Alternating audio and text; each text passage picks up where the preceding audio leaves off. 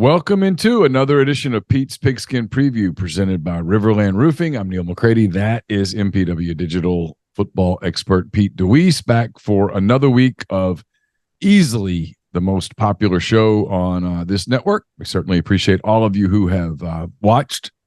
Those of you who have listened, we beg you, those of you who are listening, to watch because I think it would enhance your experience. But if you want to listen, that's cool. Right? It's a free country for now. And you should do that. That's fine. Please tell a friend, share it, all those things on social media. We'd appreciate all of those things here at MPW. Before we dive into the show, we're going to preview, obviously, pretty big game this weekend in Athens. Ole Miss coming off a 38-35 win over Texas A&M. That was last Saturday. It feels like it was like 2 weeks ago at this point, but 38-35 Ole Miss over Texas A&M. Great game.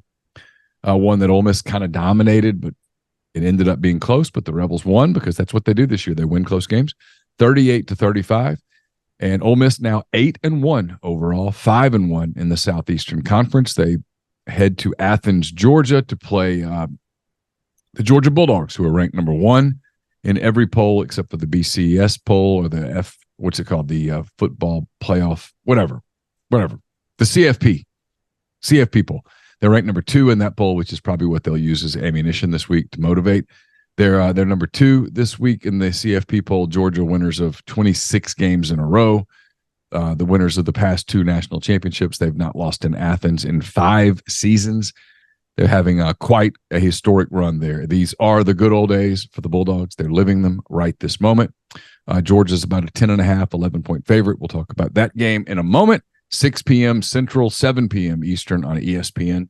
But I'll tell you that this show, as it has been all season, is being brought to you by RiverLand Roofing. Would you like some peace of mind knowing that your roof is being taken care of? Whether you need an inspection, a new roof, or a maintenance program, RiverLand Roofing has you covered. Home or business, as a GAF Master Elite contractor, they can offer warranties that last a lifetime. Licensed and insured, RiverLand services Mississippi and its surrounding states. So text or call RiverLand today at 664-422-9297. This show, like all other shows, brought to you by Twisted Tea. I'll tell you more about Twisted Tea a little bit later in the show, but for now I want to welcome Pete DeWeese onto the Campbell Clinic hotline. Pete, how are you, sir? I'm 75 miles from Athens and still wearing my Ole Miss gear. But I'm good. We'll see how that goes on Monday. So I was telling you this, and I think 90-something% of the people agree with it. It's my little exercise. We'll do hand raise guys on Thursday. And for the people who are doubters, I will ask this question. You're an Ole Miss fan. If I had offered you in August, if I'd said, all right, Pete, here we go. Behind door number 1, I've got a 10-2 Ole Miss season. I'm going to go ahead and give you some details. 10-2, 6-2 in the SEC. Wins over Mississippi State and LSU. Undefeated at home. And an Access Bowl. That is what I'm offering you, Mr. DeWeese, behind door number 1. Here are your choices. Would you like to take door number 1? Or would you like to press your luck and see what's behind door number 2? What's your decision, Pete? I think if you gave me that information, I think I'd be able to look at the schedule and guess who the 2 losses were from. Yeah. Of course, I wouldn't know what those losses looked like. Were they close? Were they blowouts? But you'd be hard pressed to turn that down. I mean, that's just reality. That's not to belittle anything about this team and their accomplishments and what they may or may not be able to do this weekend against UGA. But just, to say that in 2 of the past 3 years you've gone 10-2 and you've put yourself in situations to play in major bowl games, that's not good for Ole Miss. That is good for almost every program in the country, period. Yeah, I was telling you, if you play that out, that would mean that Ole Miss won 28 of its last 38 games. And when you hear that number and you take into account the slide at the end of the season last year, it really makes the rest of it feel even more impressive in a lot of ways. But even if you include the slide, there are only 2 teams in the league Georgia and Alabama that would go, no, we're good. We'll take our chances on ourselves. Everybody else would be like, yeah, dude. I mean, we'll take that. I mean, and like, there's a bunch of teams in the league that would be like, my pants just got tight. Yeah, we'll really take that. My heart rate, once it slows down, I'll really take that. I mean, it's a phenomenal accomplishment if that's where it goes. And I say that to say this. It's my opinion, and it's Lane Kiffin's opinion, at least publicly stated, that this is a free shot. This is house money. This is what you dream of, really, is, hey, there's not a lot to lose, assuming that you beat ULM and that you beat Mississippi State. Now, if you lose to one of them, different conversation. But assuming that you beat those two teams, and Ole Miss certainly should, 10-2 is going to almost certainly get you into an Access Bowl. If it doesn't get you into an Access Bowl, you're playing a Big Ten team in Orlando in the Citrus Bowl, which is an accomplishment in and of itself. So the Citrus Bowl is your floor at that point, and more likely you're going to the Peach or the Cotton or the Orange or the Fiesta. You're going to a big-time bowl. And even with the win, and this is the part that I've tried to explain to people where they go, well, a loss is just such a devastating. No, it's not. Even with the win at 11-1, you got to have a considerable amount of help from around the country that you have zero control over to get into the college football playoff. You would have to have help from the Big 12, probably the Pac-12, probably somebody beating Florida State in the ACC title game. You might even need some chaos in the Big 10. I don't know. You need a lot of stuff. The computers have worked it out. If Ole Miss ran the table, they have a 23% chance of making the CFP, which is awesome. But that means you have a 77% chance that you don't. So if you're putting the little marbles in the ball, there's going to be a lot more of the red marbles than there will be the green marbles, if you will. So, I mean, it's not a certainty that you're getting there. In fact, it's far from it. It's not even a likelihood. It's not even a 1/4 chance. It's a 3/4 plus chance that you still get left out, which makes it a completely free shot in any world. And it's like Lane Kiffin said, you're playing with house money. You go for it. It would be a monumental win. It would give your program so much publicity. You'd give a 2.5, 3 week conversation about what has to happen for Ole Miss to make the playoff. Recruits would love it. All of those things, but you're not losing anything other than the aforementioned conversation about making the playoff by losing the game. No matter how you lose it. No, I mean, no, and here's the thing, and I've had a chance to listen a little bit more and watch a little bit more this week of some of the different media things going on and a lot of what you guys have done. And I believe it was you that alluded to it. You know, one thing you can't do is lose this game twice. Yeah. And you can't go into this game and in your locker room, you have to be confident with your team. You have to tell them that the mission is to go win. But you can't build it to a place that a loss sends you packing, right? Because the next two are very important for what the ultimate goal is, and that's to stay in the conversation nationally of being a top-tier football program as you build into recruiting season and portal season and everything else. And so, you know, I think you go back to the beginning of this year and you look at the way that publicly, at least, the Alabama game or the approach to the Alabama game, they made it a big deal. They did not play up to what they hoped to play up to. And I think there was legitimate concern coming out of that game. What was the response going to be? And now this team, again, they have proven to be resilient, and they found their way in every game, even when, you know, things aren't going great. They find a way. You go back to last year and you look at the Alabama game when you have a chance to extend the lead and potentially win a ball game late, and you drop it.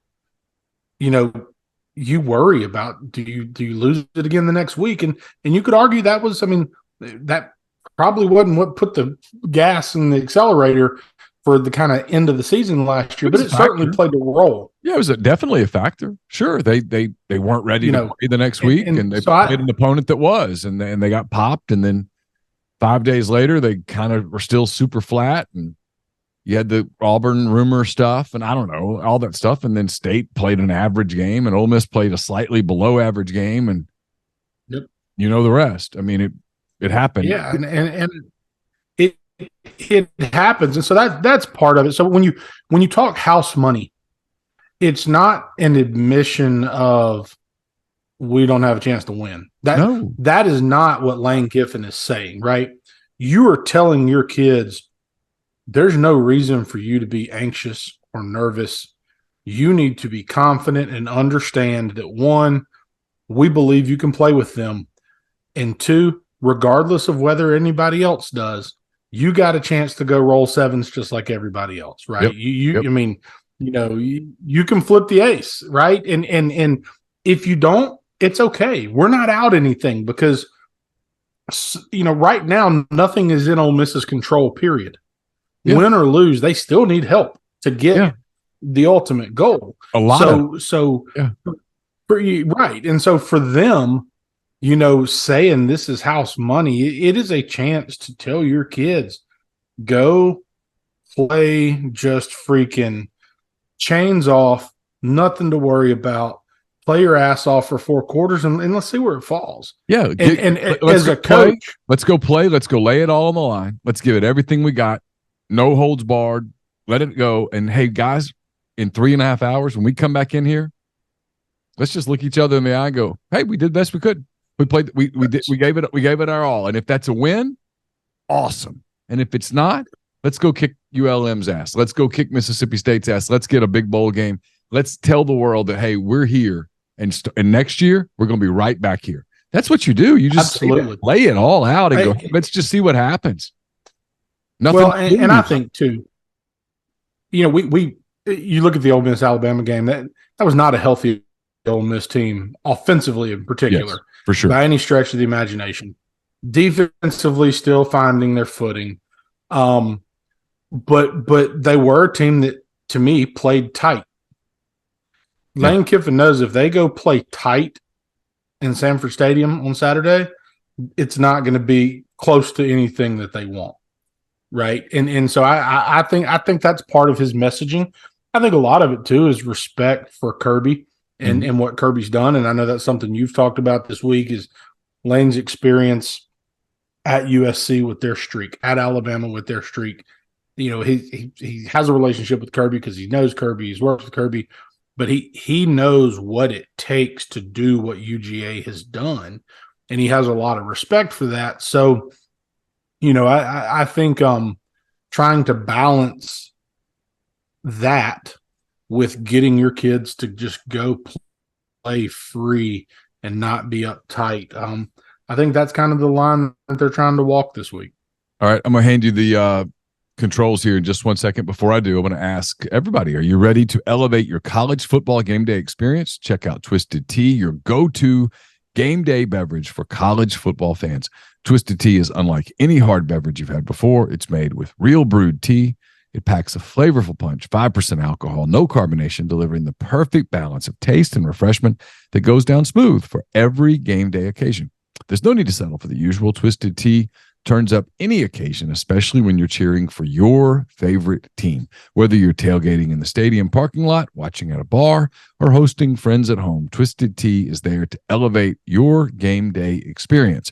It perfectly complements your love for college football and your passion for creating unforgettable moments. So let's toast to unforgettable game day experiences with Twisted Tea, the drink that fuels fun and celebrates your love for college football. Keep it twisted. Pete, the floor is yours. Thank you. Talking about this UGA team and, looking at them and Lane joked all week last week with A&M and talking about the collective and the talent that they've been able to accrue in College Station. But, Lord, what they've been able to pull to Athens, Georgia has been extremely impressive and on both sides of the ball. And I was actually, right before we started, I was scrolling their roster because as I watch film, I would see names and I scrolled down the roster. It's like, okay, how many of these guys have I coached against? Whether it was in the season in a scrimmage 7-on-7 tournament, padded OTA camps in the summer. And I was actually a little bit surprised at how many of them on the roster are guys that, whether they were young then and as sophomores, but that I've seen in person, and certainly some good players. And for them, it all starts defensively. Kirby has done a phenomenal job, not just with the talent that they've been able to acquire on the field, but on the coaching staff. He's been able to both build, or it's probably not the right word, but he's been able to develop some coaches and help take guys that were already talented and already good at what they do, and just give them a platform to continue to grow. And then he's able to take guys like Will Muschamp, who have been in the profession for a long time and are highly regarded, and put them in role. They're not even the play caller. They're not the one in charge. And they've really managed to be successful. And so Kirby obviously has a role in what they do defensively. And so much of what they do and the success of this program over the past few years starts with the defensive side of the ball. So I kind of thought that that's where we would start. The numbers I saw, they're 9th in the country in total defense, 3rd in the country in third down defensive success rate.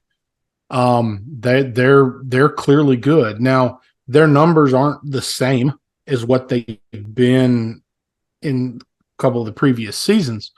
But by no stretch of the imagination are they a poor defense. And I don't think anybody believes that. The fact that they've turned over the amount of talent that they've sent to the NFL that has produced very early in their NFL careers in the past couple of years and still play at such a high clip really says a lot about the system, about the talent, about the coaches. And I think when you hear Lane throw out all that praise early in the week in the press conference and talk about the level of coaching, there's a lot to that. You don't turn over the number of guys they've turned over, plug in young guys, plug in guys that don't have a ton of experience, and still get the numbers they're getting without doing a really great job in your staff room and in your meeting rooms. And then obviously on the practice field as well. So we're going to watch a few clips against Missouri last week. We're going to go back and watch a couple of things from the Florida game. And I do think that there's some things that stand out a little bit. Georgia is very multiple. They're going to give you a lot of different looks defensively. They're going to play zone coverage. They're going to play different man variations. They're going to give you different fronts. They're going to give you a mix of different pressures. They're going to play different personnel groupings. They can give you a lot to prepare for. Now, the big thing to me when you watch them play is one, they are massive. Now, so is Texas A&M. This group is extremely athletic. So is Texas A&M. But it's a little bit different in the way that I see it. In particular, I think, Georgia's length on the back end, really the second and third level of the defense, is really impressive. The way that those guys move are really impressive. And so some of the things I'm going to show you kind of highlight that. Some of the things are going to show you why I think Ole Miss can be optimistic about moving the ball and having some success against this defense. And then some of it is just to highlight, how well coached, but also how freakish they can be. And so we're going to start out the gate, play one for Missouri, and Missouri is going to actually get into a situation where they're going to have a double screen, and they're going to give the quarterback an option on each side of the formation. So he can hand the jet here, okay? And really it's almost like a swing pass that he could throw to this motion receiver if he gets an optimal look right there. But they're really trying to work this swing into the boundary. But if you watch the UGA defense and you watch the reaction time, in particular, you watch the defensive line, you watch Chaz Chambliss, a linebacker that's kind of plays a lot like a hybrid defensive end here, and you watch these defensive linemen and how quickly they recognize the release and go to retrace. Same thing, you watch the secondary support, you watch guys fight off blocks, you watch linebackers react. They do a phenomenal job of getting to the football. you can find success. You can find holes in the passing game. You can create some lanes in the running game, but they do a phenomenal job getting to the football and reacting to what they see. Kind of skipping forward a little bit. One thing that I saw a ton in every UGA film that I watched, and I've watched parts of 4 or 5 of their games over the course of the last week. You see a ton of motion. Offenses they're doing 2 things a lot. They're putting the formation into the boundaries. So they're putting the passing strength into the short side of the field, trying to get certain coverage checks from UGA. You're also getting a lot of motion to, again, try to get UGA to adjust, try to make them communicate.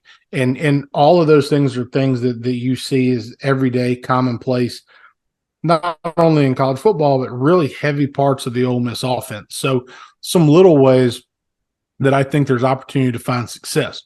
One of the things that Georgia does a phenomenal job of is they do a great job on the perimeter defensively. Teams are not always overly successful trying to get the ball into the alley or on the perimeter with screens and things of that nature, but there's ways to do it. And so, Missouri finds a creative way here.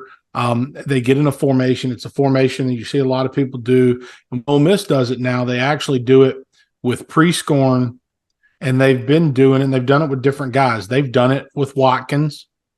They've also done it recently since Watkins has had the hand issue. They've done it with Harris as this kind of second tight end. And they'll use him as a blocker. They'll use him in some different things. And so what Missouri is actually going to do here is they're going to get in this unbalanced set. So this receiver is actually ineligible, okay? So they're going to use both of these guys as blockers on the outside. They're going to split zone RPO with the tight end coming across.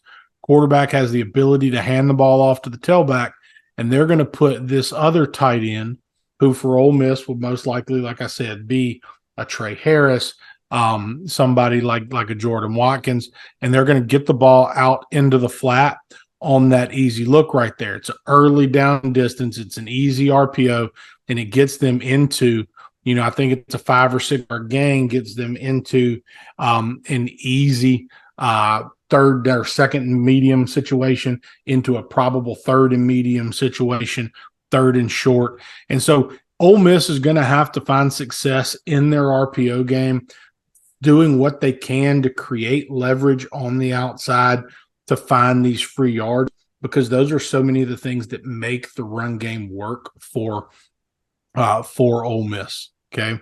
The other thing that you'll notice as you watch this game, and you see it quite a bit late in this game for the Missouri offense, is when Missouri was able to get into their tempo, Georgia did not always handle it well.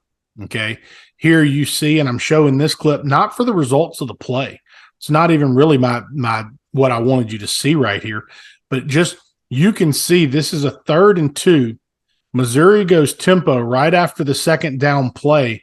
And at the start of this clip, when it runs back, UGA is still in a situation where they're trying to exchange bodies. They're trying to run guys on and off. They're trying to get the call made, and they're able to get them into a situation where they're a little bit lighter in the middle, and they're able to use quarterback run to advance and get the first down right there. So, we know Ole Miss likes to get into their tempo. One of the things that you saw as Missouri got into their tempo, when they were able to be consistent on first down and get into their tempo game, is I think you get a little bit more of a simplified version of the defense, which is not where Georgia necessarily wants to be. But you can also catch them in situations where, whether it's getting the call late, communicating the call on the field at the same time, or getting players on and off like you see right here, you can find some ways to kind of manufacture some success against some elite talent. And that's one of the things that Kiffin talked about again in his press conference, right, is you've got to find ways to do that. And he used the example of the Jordan Watkins play last week, which I actually looked for on film to try to show you guys. And I've got it, but even on the coach's copy, you can't see Jordan Watkins. And I thought that showing you that without being able to show you him wouldn't really be what people want to talk about. We can do that later if we need to. But the very next play, they come out, this first drive for Missouri, okay? So they come out here after they get the quarterback run on third down, going tempo, and they're going to come out and they're just going to run what's a base concept for Ole Miss and has been a kind of a big part of who they are, for several years. Now, they used a decent amount of stack formations against Georgia.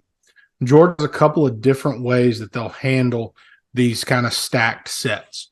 Here, you can see they've got 3 over 2. It's showing you that it's most likely some type of a zone look, okay? If you get 2 over 2, they're tipping their hat. You're getting man-to-man.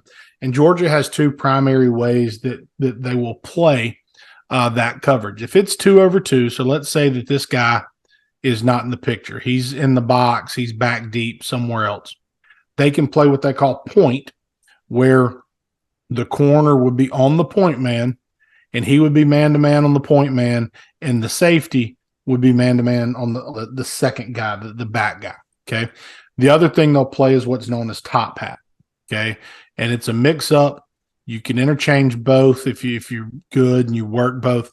Top hat now is the corner is actually going to take the back receiver, and the safety is going to take the top receiver.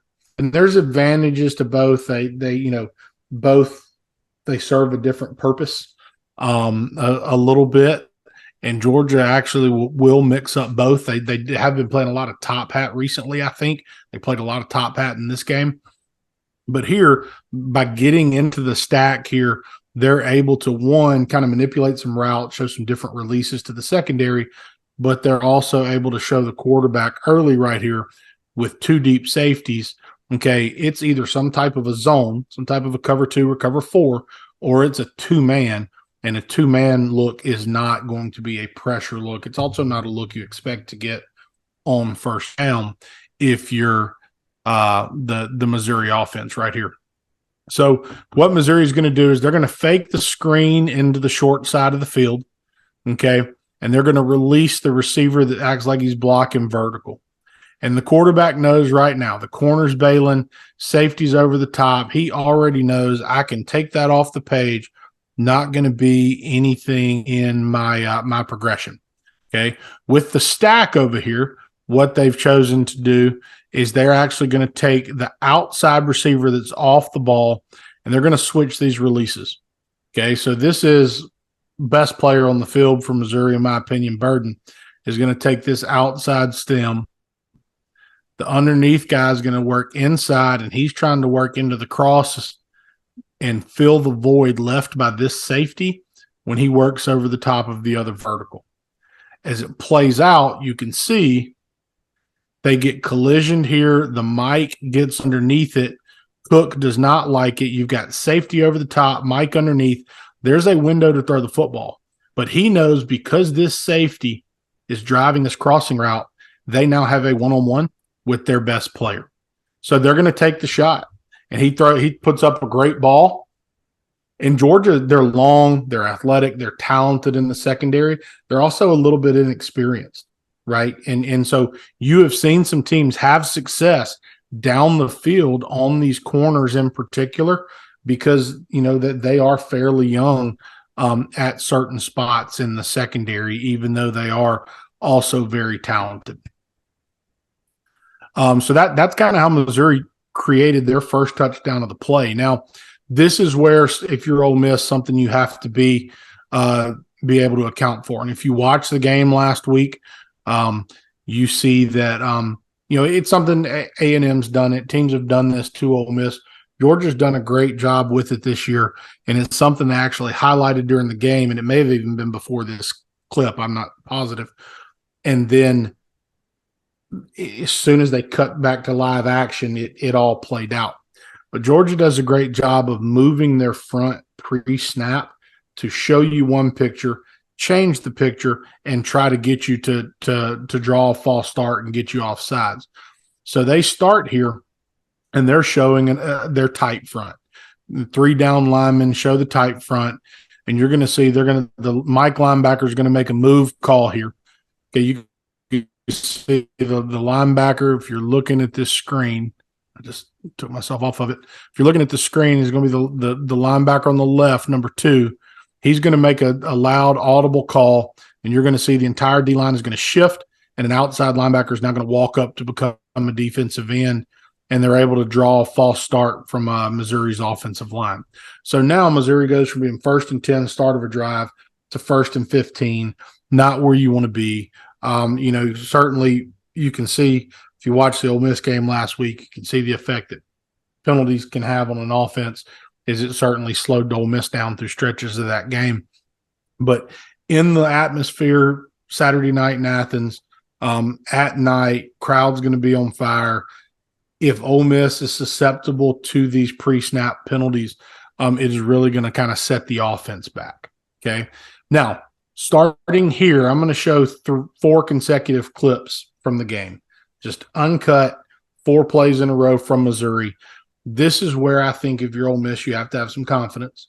It's also where if you're Ole Miss, I think you're going to have to be successful to win the football game. And that's running the football on this UGA defense. Okay. So this is a few snaps later after the one that we just watched right here. And you're looking at a 1st and 10 near midfield, and they're going to come out and they're just going to attack with an outside zone play. Okay. They get the cutback lane on 1st down. The running back from Missouri, there's not a whole lot that's flashy about him, but he's tough as hell, gets behind his pads. Yeah, Schrader's a good player. Yeah, he's a very good player. So, but right here, they go from a 1st and 10 to a 2nd and 5. Okay. Allows them to stay in their offense. It's not a 2nd and long. You're not allowing UGA to get into, to a big pressure package. So now they're going to come out 2nd and 5, and they're going to go back and they're going to essentially run the exact same play the other direction. They build the wall. Georgia misfits it a little bit. They get 3 more yards. So now you're looking at a 3rd and 2. Okay. At this point, we all know Ole Miss, you're probably playing for 2 downs right here. Okay. So they're going to come out again. They're going to motion the tight end in. They're going to get into a split zone look, get downhill, and run for the 1st down. It's 3 consecutive plays, 13 or 14 yards gain total. You're pushing towards the top of the red zone now, and you've moved the sticks. And as much as I like Schrader, he's not Quinshon Judkins.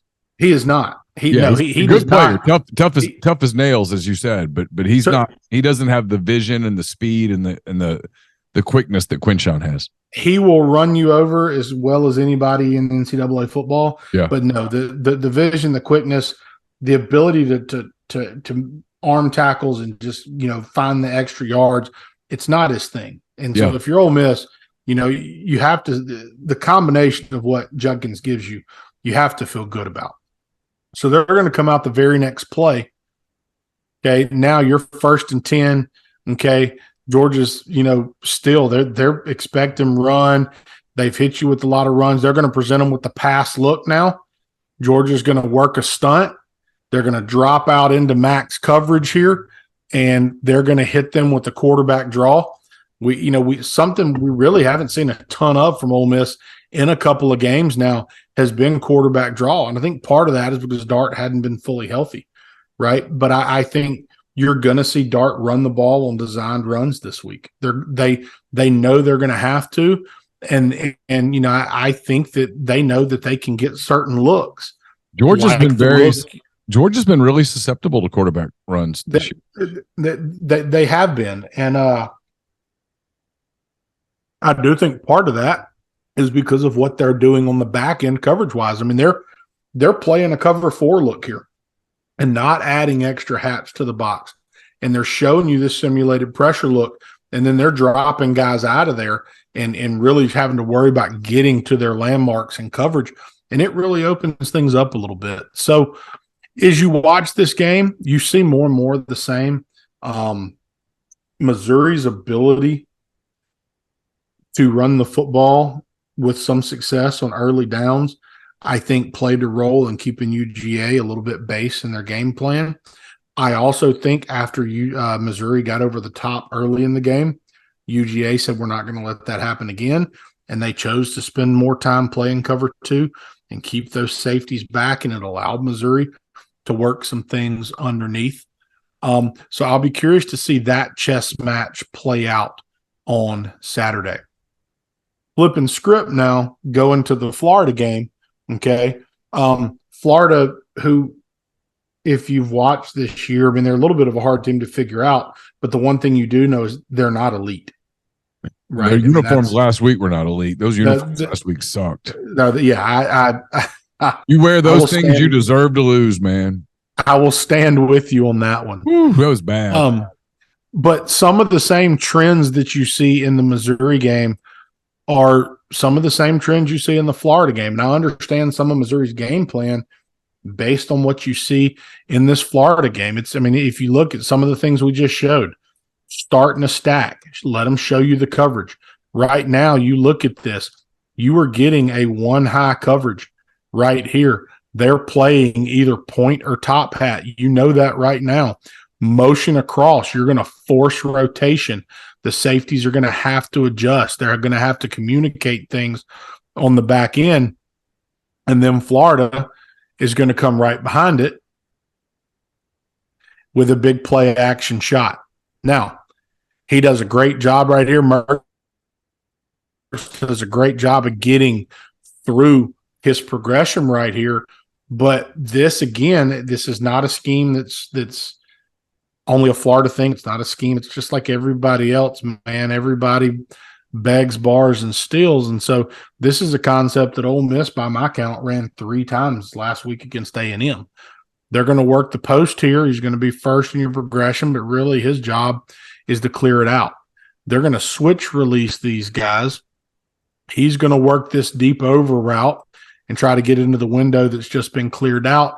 And if he's not open, in this case, the motion man is going to turn into this dig route on the backside. And from a quarterback perspective, you're up top to your crosser, back to your third layer in your dig.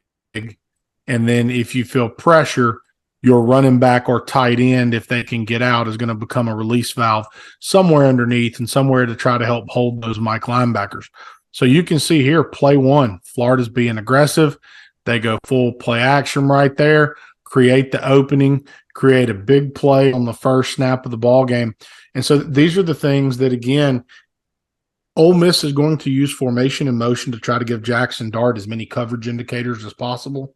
They're going to use the same motion to try and create some miscommunication on the back end. And I do think, Ole Miss is not going to change who they are. They are going to take shots. They're just going to have to be efficient with them to win the ball game.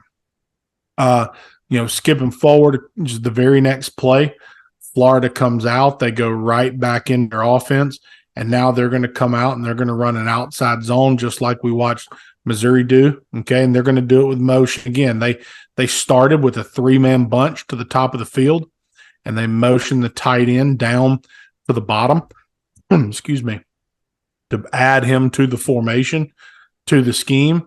And now they're just going to run a little outside zone. And you can really see this better from the end zone copy here. But you can see the Florida offensive line does a decent job handling the front of this Georgia defense.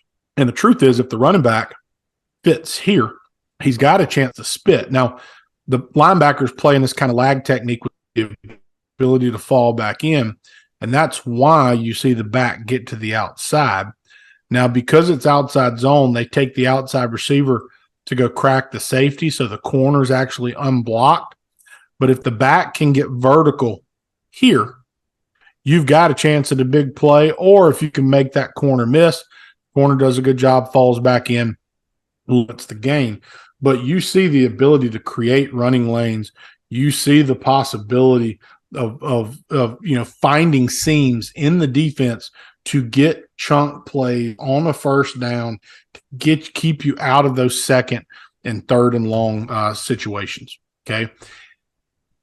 On third downs, Ole Miss is going to get a ton of man-to-man, and some of the low points of the Ole Miss offense to me this season have been when teams have said, you know what, we're going to play man free. We're going to play cover one. We're going to press you on the outside. we're going to bring pressure more than you can protect with. And there have been big plays now in games that Ole Miss has won, but there have been big plays, you know, in the Auburn game, in the LSU game, and in every game where Ole Miss has been able to execute in those moments. And I thought they had a really good plan last week of trying to get into empty to kind of clear the picture a little bit for the quarterback, give him some easy isolated reads in these types of situations. But here, you know, if you get into a third and medium, UGA is who they are, and that is going to be a man-to-man pressure team. Now, again, there is talent on the outside. Understanding the scheme and being able to execute, there's still some space to be had. When you play cover one, and so when we call cover one, the way that most teams are going to play it is you're going to get one safety deep in the middle of the field. Sometimes you're going to get some type of what they call a rat or a low hole player that's going to be underneath. Okay. It's going to depend on how many guys you want to involve in the pressure. Everybody else is playing man-to-man technique. Well, your one safety is in the middle of the field. So from a technique standpoint, as a DB, you're going to funnel your guys inside to your help. If he wants to beat me vertical, it needs to be inside where I have help. So I'm going to shade his outside shoulder, try to funnel him in. Florida does a great job right here, just working a basic slant technique to get underneath right there, and obviously create an explosive. But they do a good job. They're able to max out their protection right here in this formation. The running back does a very nice job. That's something we've seen Ole Miss running backs do very well throughout the course of the season. They're able to actually get their tight end out right here, but they just hit this backdoor slant, and you know, you give them a chance to catch and run. It's the type of play that a Jordan Watkins or a Wade or a Harris has a chance to turn into a big play. But they're going to have to do a great job of recognizing what they're getting, handling the protection, trying to stay out of 5-man protections probably, and really do everything they can to give Dart a clear picture of what's happening from a coverage standpoint. Pre-snap before the motion, okay, this safety is actually the deep player, and he's getting ready to come down and play this outside leverage man-to-man. But again, the use of the motion tips the hat immediately. The safeties have to change responsibility. Mertz knows now exactly what the coverage is, where to go with the football. The receiver gives him a good route, and they're able to convert. Okay. You know, again, Missouri, I think, took some things from this game from a game plan perspective. They ran a ton of weak side zone away from stretch, away from the tight end. And they, you know, here – they're going to use motion. They're going to try to delay some eyes, delay the fit of UGA. They're going to use motion, and they're going to attack them out the back door on the stretch play. And you can see they're able to create a seam for the running back right there. They change the picture formationally. They start in empty. They motion the tight end, the tailback back into the backfield. Now here comes the motion. UGA's got a pressure on. Here comes the backer off the backside. The outside, the safety, these guys are getting ready to rotate with the motion. It's going to slow down the fit of 24, who's going to try to run the alley late right here. And now they're able to get a big chunk play off of a basic run scheme. So again, another nice job of just distracting eyes, getting yourself into an unloaded box. I mean, if you look at this right here, they have their 5 linemen to block 4 defensive linemen and 1 backer. And if you can do anything to hold the eyes or delay the second backer, and the pressure kind of does it for them right here, there's opportunity to find numbers in the run game. Okay. And then this is the one and you see some of the same in every game that I watched, but you know, when Ole Miss needs a play, so often they get into this, what I call a zone stay, where it's going to be an inside zone look.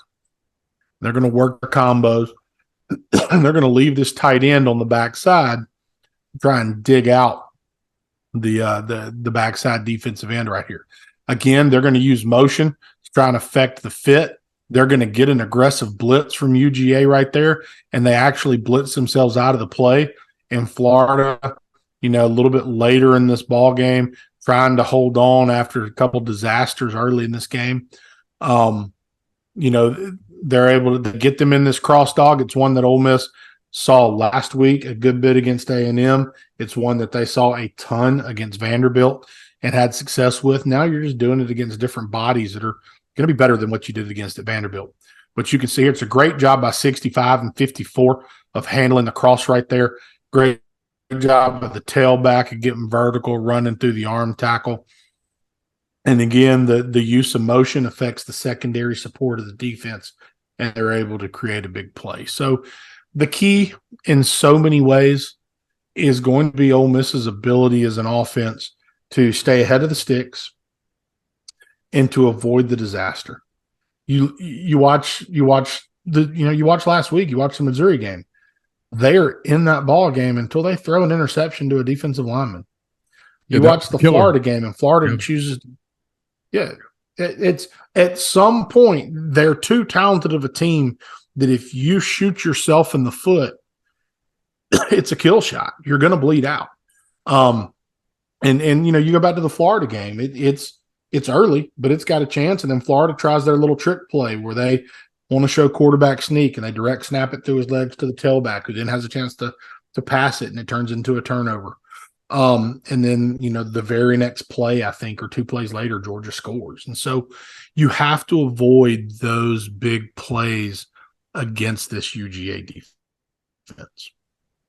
The UGA offense, in my opinion, probably doesn't get enough credit for who they are. And again, turned over a lot of players, lost some good players.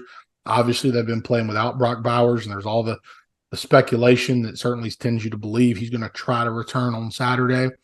But, offensively, they're sixth in the country in passing offense with a first-year starting quarterback. They're second in the SEC. They're third in the country in third down offense. They're scoring they're something. I mean, they're moving the football with a lot of success. They're fifth in the SEC in rushing. Ole Miss is fourth. There's like 100 and something yards between the two teams as far as rushing yards. They've given up the fewest sacks in the SEC. I know that's something that I saw Chase talked about on your board today, talking about about the quarterback, and teams haven't gotten to him a ton. They've given up 9 sacks. Ole Miss has given up 20. Now, I do think in a lot of ways, Ole Miss has been the most productive pass rushing team they've played to date. I don't know if Ole Miss has the best pass rushers they have played to date, if that makes sense. It does. UGA scoring 39 points a game. Ole Miss is scoring 38 points a game. There's two good football teams you're going to be playing. And so when you look at this UGA offense, they do a really good job of being balanced, and they try to find isolated throws for the quarterback, and they try to give him some easy reads, and they do a really good job of it. They're not afraid to put it on his shoulders. They trust him in the RPO game. This is their first play of offense against Missouri last week. They're going to get into just a simple inside zone. He knows what his reads are. He's confident in his reads, and they're going to get it out right now. And he does a good job of distributing the ball to open guys. And you can see it here. He knows where his read is. He's in the mesh. He knows now the ball is going to be out, and they're going to put it behind him right now. Now, I spent a decent amount of time today trying to really find what defense most closely resembles the Ole Miss defense from a scheme standpoint. Missouri is a heavy man-to-man pressure team. It's not who Ole Miss is. Going back, I watched Florida. I watched Vandy. I watched Auburn. Ole Miss plays a ton of cover 3. I think Ole Miss is going to have to change the picture some in the secondary and they're going to have to be smart about it. They know what their players do best, and they've kept them out of certain situations for a reason. But I think Ole Miss is going to have to change the picture some. And if they try to spend the whole game in cover 3, they're going to find them the way that Alabama was able to find them and attack the secondary some in that Ole Miss game. So I think that's going to be a big thing. Is I do think Pete Golding, maybe not even from a pressure standpoint, but from a coverage standpoint, is going to have to be a little bit more aggressive against this team. Okay. One thing that they play a ton of players all over the field in this UGA offense. They'll rotate 3 guys at tailback. They'll, obviously if Bowers is back, they like Bowers at tight end, but Oscar Delp plays a ton. Lawson Lucky plays a ton. They've got a lot of different guys. I don't think they're elite at tailback. I think they're really good up front. I don't think they're elite at tailback. They're good. Don't get me wrong. But there are several clips that look like this. And I look at that and go, damn, that's what you want. I mean, that's stick your left foot in the ground, go get vertical right now.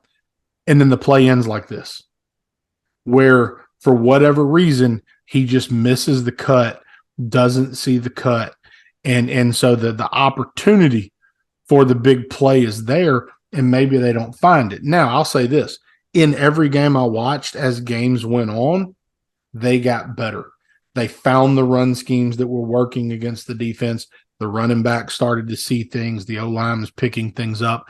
And by late in games, they have the ability to lean on you in the run game. I'll say this. They're a much better second half team than they are first half team. But much better second half. And again, I think it goes back to what Lane's talked about. Some of that's coaching. Yeah. Right. They do a really good job, offensively in particular, of making adjustments and finding ways to attack in the second half. Now, I will say this. Everybody knows Bowers, his ability with the ball in his hands and the things he can do as a playmaker. He is really freaking good in the run game.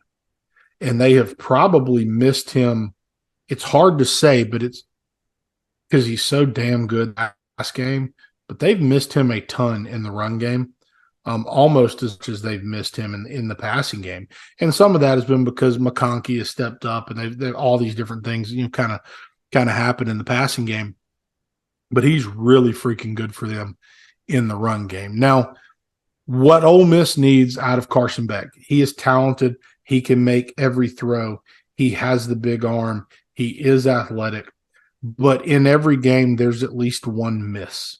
Now, what you don't see very often are the misses that result in turnovers, but there's misses. Okay.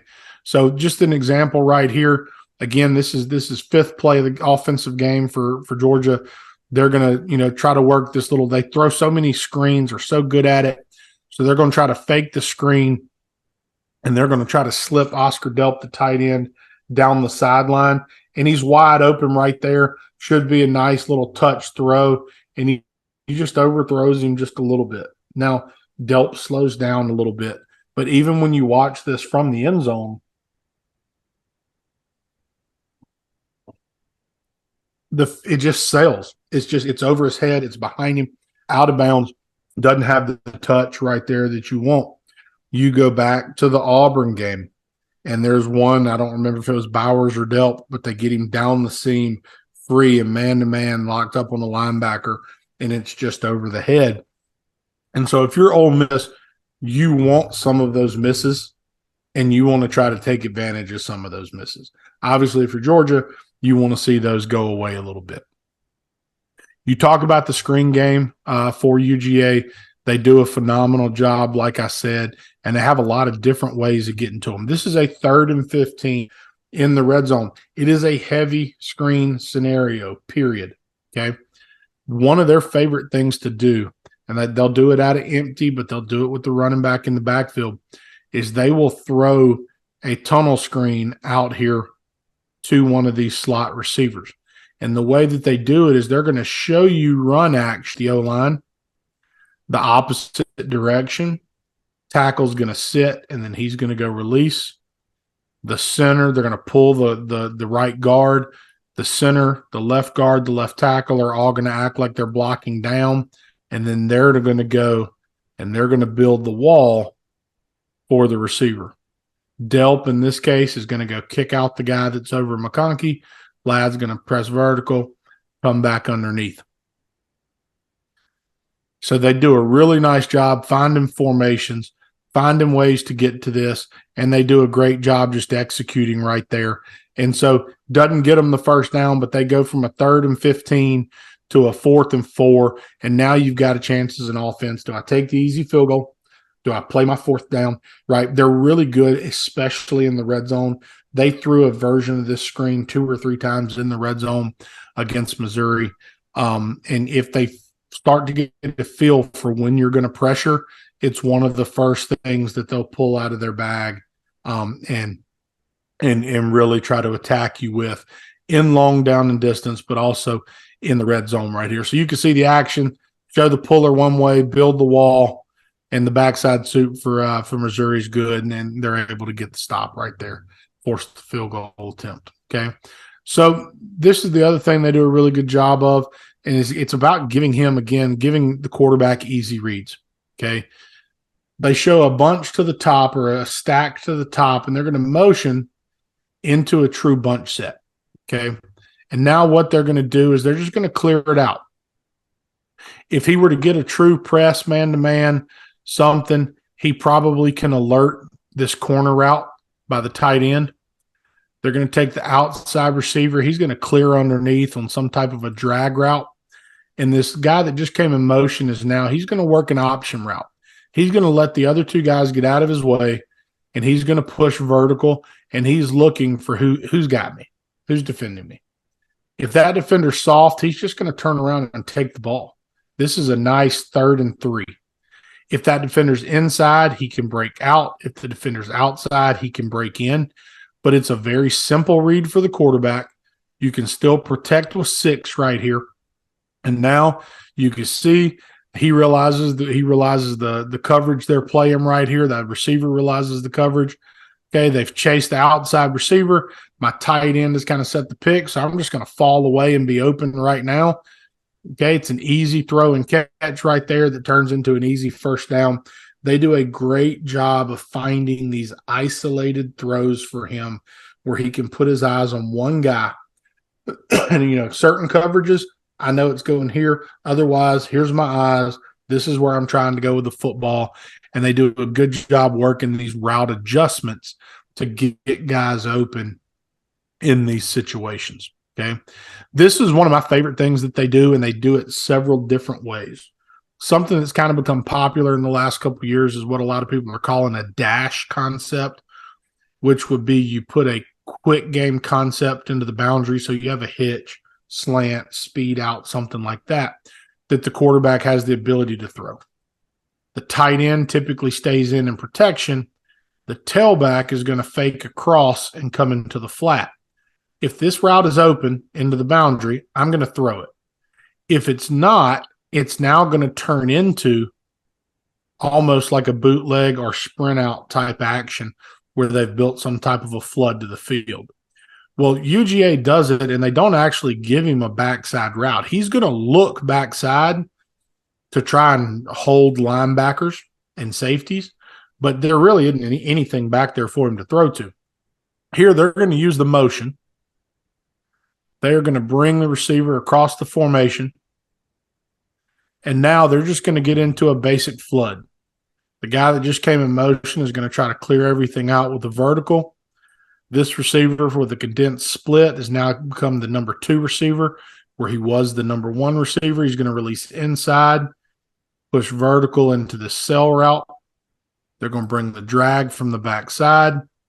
Tailback is getting out in the flat. And instead of pulling an offensive lineman like teams used to do, okay, they're going to let this tight end essentially be the pin player now. So you can see here the quarterback is looking to the boundary even though there's nothing for him to throw to. And now he's going to get out of that, and he's going to boot to the field. They've cleared everything out. And this is an example of one of those misses where they're still able to be successful. It's still a completion. The receiver goes and makes a good play for him. But you can see if he can just give him a better ball here, they've actually got a huge play waiting to happen. But he throws it a little rushed, the ball is a little bit behind. 84 has to go down and get it, makes a great catch. But they've used this scheme. I've watched them do it in 3 different games from 3 different formations, with motion, without motion. It's a great way. And if you're an Ole Miss team that plays cover 3, and that's kind of one of the things I wanted to talk about. So if you're an Ole Miss team that plays cover 3, which is exactly what Missouri ends up in this snap, this type of concept is a type of concept, if I'm Georgia, I'm scripting early and often in this game, because cover 3 tells me that this corner has to defend the deep third, and I can clear him out with my vertical route. Okay. My flat defender here has to respect the back getting out in the flat. And if he does, I've just created this huge void for 84 on the cell route. If my flat defender plays with depth to stay underneath my cell route, I'm open in the flat. And if for some reason the corner in cover 3 comes off to take the cell route, your vertical ball now is out leveraged to safety. So if you're going to rotate and play any type of one high structure and play cover 3, this is the type of thing that I expect to see UGA employ a lot against the Ole Miss defense. Okay. Again, screens. Ole Miss is going to have to do. Ole Miss has done a better job against perimeter screens this year than they have done in a long time, and they're going to have to really be great at it on Saturday, because UGA does a phenomenal job. And even here, I mean, they don't even block the right guy, and Four's got 84 dead to rights, and the kid is freaking good and just finds a way to, turn it into an absolute big play. So Ole Miss is going to have to do a phenomenal job in all the different screen variations that they're going to get out of this Georgia offense. And then I really just have a couple different things to show you, a couple more plays, okay? And again, getting back to another variation, this is different than the concept from a protection standpoint that I just showed you, but attacks and structurally gives you the same thing as the defense, okay? And so you see, again, Missouri's getting into cover 3 right here, okay? They are going to push and they're going to clear out with this receiver. The inside receiver now is getting back into my cell route, okay? What changes now here is this. Instead of giving him a drag from the backside, they've given him this one-on-one beater. As soon as he sees the rotation, he's going to go backside and work the stop route to his single receiver. Had they not rotated, if he did not like the one-on-one on the backside, what they give him on the front side of this is actually really freaking cool. Okay. So you'll see this as I let it play. He's going to take the one-on-one. He's going to throw the stop route. They go from a 1st and 10 to an easy completion, gets him into a 2nd and short. Okay. But if you watch down here to the field and you see what's happening, they've given him a pass concept and a screen to the same side. They swing the tailback out to the flat and they lead with the tight end as a blocker. So now as a defense, you're having to deal with a vertical threat, this cell route, a lead blocker with a swing behind it. And if you give them the one-on-one matchup on the backside with the cushion, an easy throw for conversion. They like to do this, again, with motion, without motion, from different formations. But if you see Brock Bowers on Saturday, if he's going to play meaningful snaps in this offense, they like to do this with him as this receiver with another tight end out in front blocking for him, because it's a great, easy way to get one of the best playmakers in college football with the ball in his hands. And then kind of the last thing, and just kind of a tip of the cap here, is people do not always love Mike Bobo. He was not always loved the first time he was in Georgia. Not even a little bit. People weren't in love with him. Not even a little bit. People weren't necessarily thrilled when he got handed the reins this year. And even early in the season, people weren't entirely thrilled. But Bobo does a really good job of keeping them in their offense, finding creative ways to do it. And one of the best things that they do is attack the middle of the field. And the numbers for the quarterback show it. So right here, they're going to shift into this empty front. Now, they'll do this a lot. This is number 86 in the backfield. They will hand him the football, but they will motion him out a ton to use in the passing game and get into these empty sets. So when you break the huddle as a defense here and you're Pete Golding and you're trying to establish what's my call, well, this is Oscar Delp, starting tight end with Bowers out. This is Lawson Lucky, the other 5-star tight end they have on the roster, right? Not named Brock Bowers. You've still got 2 receivers on the outside and 86 who you know lines in the backfield often. So it presents as a 12P formation where you're possibly thinking run situation, run personnel, maybe because you recognize it's 86 at tailback, you start thinking pass, but we're still presenting 2 tight ends. So they're going to get into just a variation of Y cross.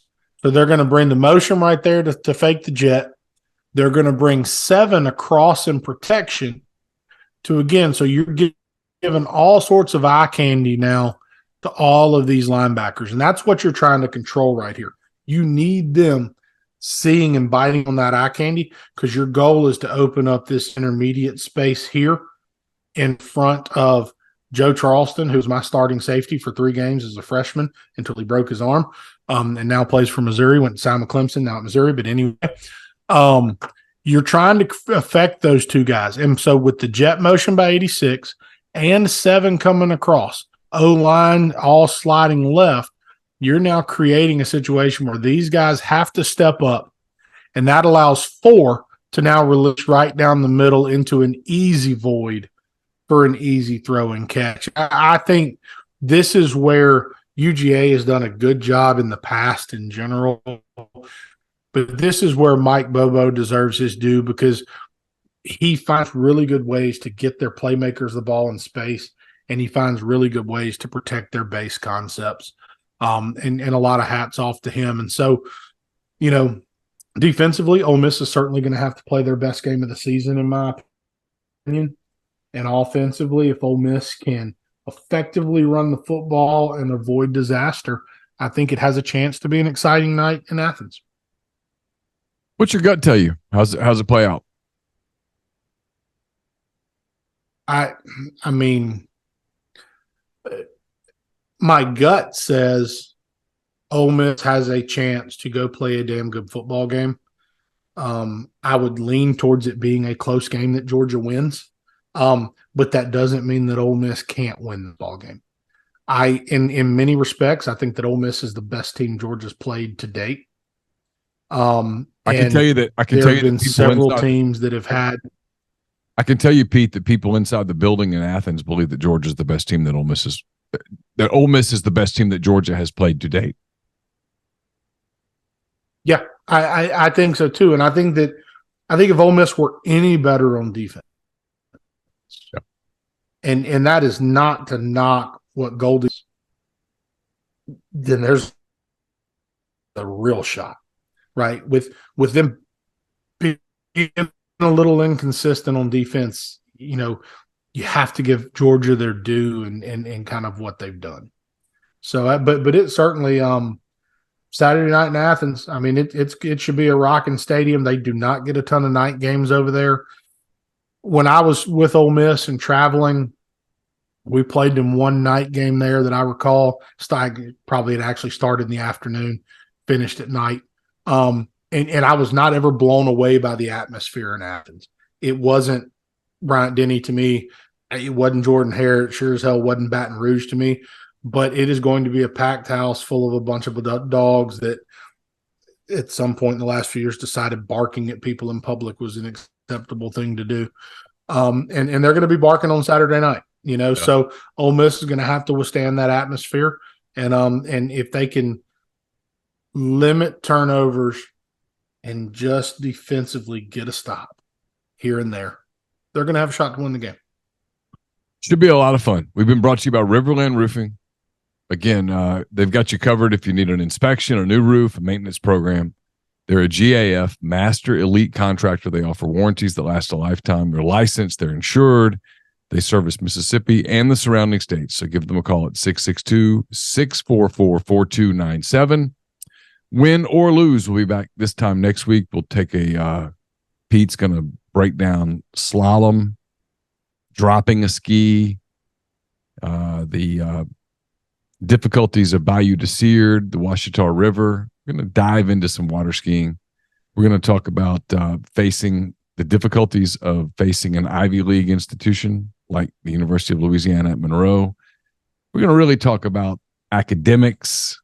We're going to talk about a lot of that kind of stuff. We're going to really dive into what it takes to beat an academic power on this show next. Listen, I've been studying the old school.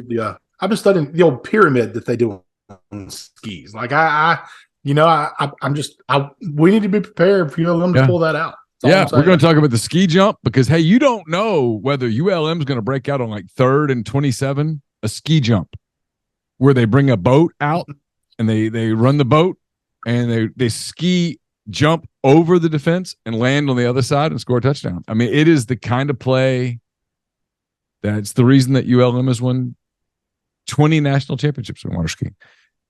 But again, 20 national championships in water skiing. And not everybody. I mean, how many championships does Ole Miss have in water skiing? They don't have 20. I'll tell you that. So it's going to change that game at 11 a.m. on SEC Network next week in Oxford. Should be a lot of fun. I mean, it's a free shot for Ole Miss this week in Athens. It's fun. Should be a great game. We'll have post-game coverage at MPW Digital. We'll have the post-game show presented by Dead Soxy. Immediately after the game, we'll have coverage at rebelgrove.com as well. So, hey, Pete, this has been a lot of fun. It was great stuff today. Thank you. Thank you. Always enjoy doing it. For Pete DeWeese, I'm Neil McCready. Until next time, that does it for Pete's Pigskin Preview presented by RiverLand Roofing. Like I said, we'll be back next week. We'll preview ULM at Ole Miss and talk about what happened in Athens one way or the other. Until next time, take care.